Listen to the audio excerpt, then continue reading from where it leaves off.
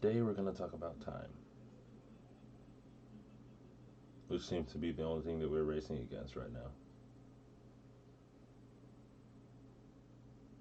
I'd say if you could sum up the goals of the human species in the past, I don't know, 15 years, it would probably be just I'd say, just the race against time, you know? Trying to do bigger, better, faster, as quickly as we possibly can.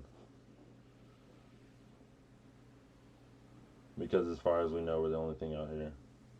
And no one's came to talk to us. As far as I know, that's for sure. Now you can believe all the people talking online about visiting from different beings and communications and down space shuttles and UFOs and UAPs and whatever they want to call them. Um, hmm.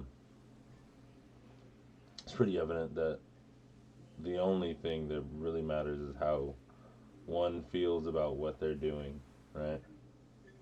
Now, what does that lead to in this wonderful nation we call America? Well, that leads to psychopaths running every country in the world, and not for the sake of bettering the species or bettering the quality of life around the world, for the sheer seek of profits and exploitations and slavery and employee releasing and industry fixing. But the slavery was almost, I could say, you could say it was solved by the cotton gin, right? They didn't have the need for cheap labor as far as like you just get the fucking machine. It does it faster and it's cheaper. You know what I mean? That's how it's always been, just cost cutting. Now, since the value of the American dollar has been cut since like, I don't know if it's like 90% over the past 150 years, there's only so much time left. You know what I mean? That we can use this dollar. That's why they're trying to push us into digital currency, and you know, that's why I believe that's why Andrew Yang ran for the with the idea of a allowance. They probably just controlled opposition, and they just wanted to test the populace's theory on giving, you know, its own citizens thousands of dollars or $1,000 a month, you know, just for basic needs, right? Now, what happens when all the millions that we use on our taxes aren't being used on schools to keep them safer, or to build roads, or to protect children crossing the border, or to secure the border, or to make our water supplies better, or to, you know, fix the infrastructure of the electrical grids around the nation, fix the responses that we have to hurricanes and natural disasters, fix the, I don't know, the mistreatment of our children and our elderly, both alike. Fascinating how we see that. You know, it's only apparent that the people who can exe- not ex- execute, how do I say this? Exude, I don't know, just abuse their power over others are the ones to be maintaining the system because they benefit most from it, right?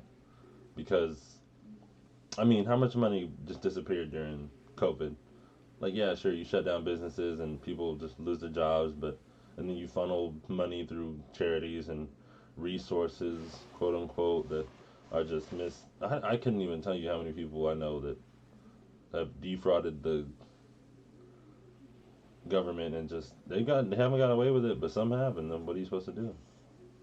Jeffrey Epstein was a funnel for a bunch of money. Just it's, and what is the money gonna do when you can't buy shit with it? That's the funny part. That's why you got Elon building bunkers and